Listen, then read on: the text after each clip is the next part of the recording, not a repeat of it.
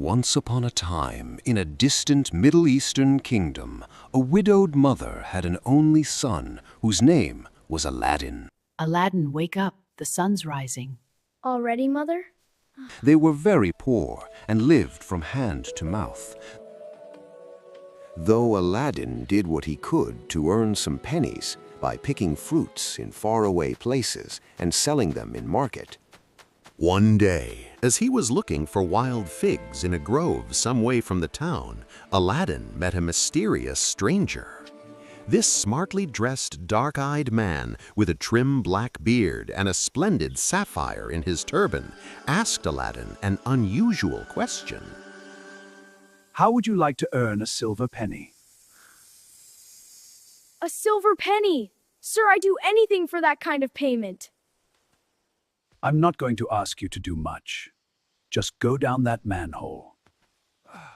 I'm much too big to squeeze through myself. If you do as I ask, you'll have your reward. The stranger helped Aladdin lift the manhole cover, for it was very heavy. Slim and agile as he was, the boy easily went down. His feet touched stone, and he carefully made his way down some steps and found himself in a large chamber. When Aladdin's eyes became used to the gloom, he saw a wonderful sight. Trees dripping with glittering jewels, pots of gold, and caskets full of priceless gems. Unable to believe his eyes, Aladdin was standing dazed when he heard a shout behind him. Surprised and suspicious, for why should the stranger, out of all such a treasure, want only an old lamp? Aladdin wondered. Perhaps he was a wizard. He decided to be on his guard. Closer. Give me the lamp. Let me out first. Hand it over. If I cannot have the lamp, no one will.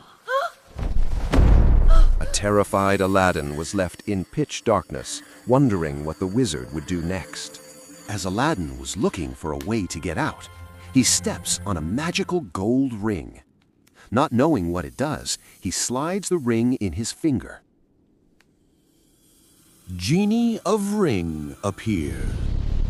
At your command, sire. Now astounded, Aladdin could only stammer his wish to go home. In a flash, he was back in his own home. How did you get in? Mother, you won't believe what happened. There was a man and a treasure chamber. Slow down, child. Where's the silver coin? I don't know, Mother.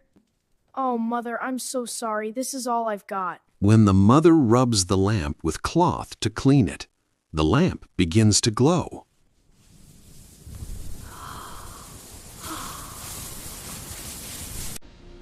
You've set me free. After centuries! Now, I'm your obedient servant. Tell me your wishes. Can you bring a lovely big meal for us?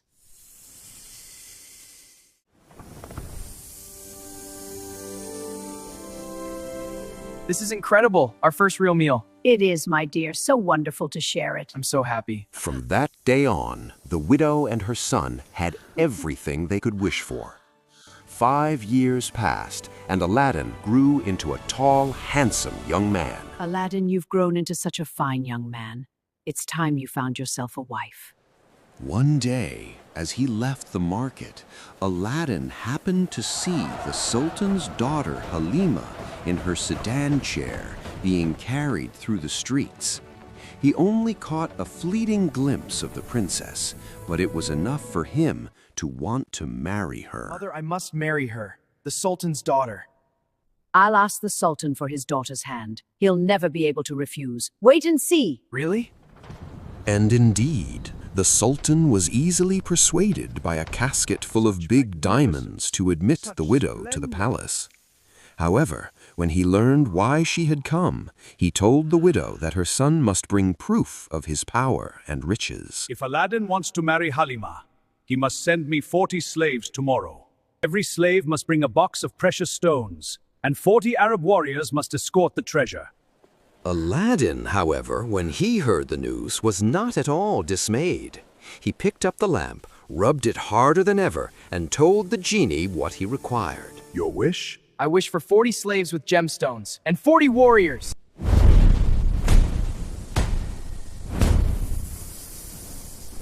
When he saw all this the next day, the Sultan was taken aback. He never imagined such wealth could exist. Just as he was about to accept Aladdin as his daughter's bridegroom, the envious chamberlain broke in with a question. But where will they live, Your Highness?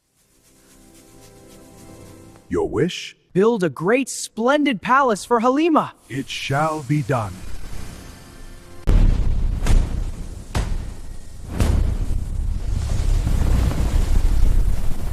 The wedding took place with great celebrations, and the Sultan was especially happy at finding such a rich and powerful son-in-law.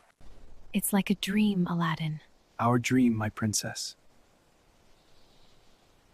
News of Aladdin's sudden fortune and wealth spread like wildfire, until, one day, a strange merchant stopped beneath the palace window. Old lamps for new! Old lamps for new!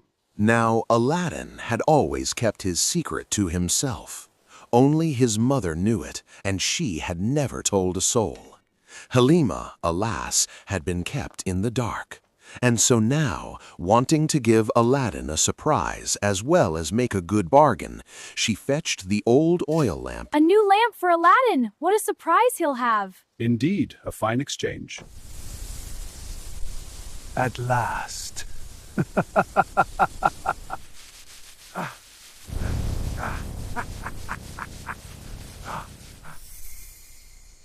Your command, Master? Take the palace and the princess to the farthest desert, now!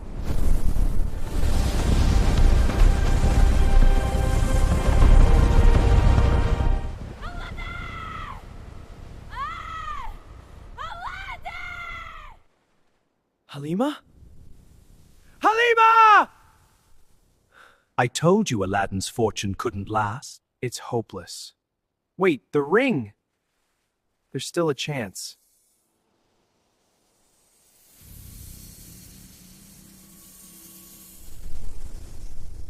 At your command, sire. Take me to the place where the wizard has hidden my wife!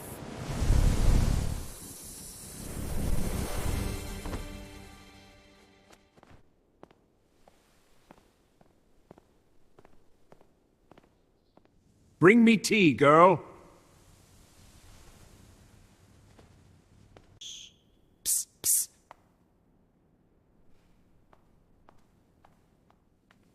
Take this, put it in his tea. Trust me.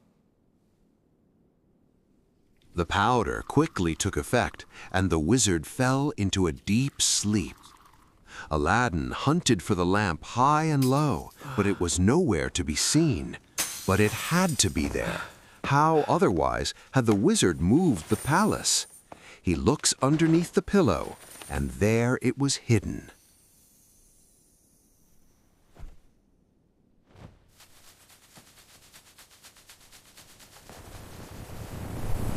Welcome. I'm glad to see you again. I've certainly missed you. Welcome back, Master. Why did you leave me? First, put this wicked wizard in chains and take him far away where he'll never be found again. The genie grinned with pleasure, nodded his head, and the wizard vanished. What's going on? Who is that genie? Don't worry, everything is all right now. Can we return to our kingdom? The magic that brought you here will take us back. Take us and the palace back to our own land. At the snap of a finger, the palace rose into the air and sped over the Sultan's kingdom, above the heads of his astonished subjects. It gently floated down to earth and landed on its old site. Aladdin and Halima rushed to embrace the Sultan. My child, you're alive! I missed you so much. My dear Halima. We're home. To this very day, in that distant country, you can still admire the traces of an ancient palace, which folk call the palace that came from the skies. And they say if you listen closely on a quiet night, you can still hear the faint hum of magic in the stones. Magical Wonder Tales.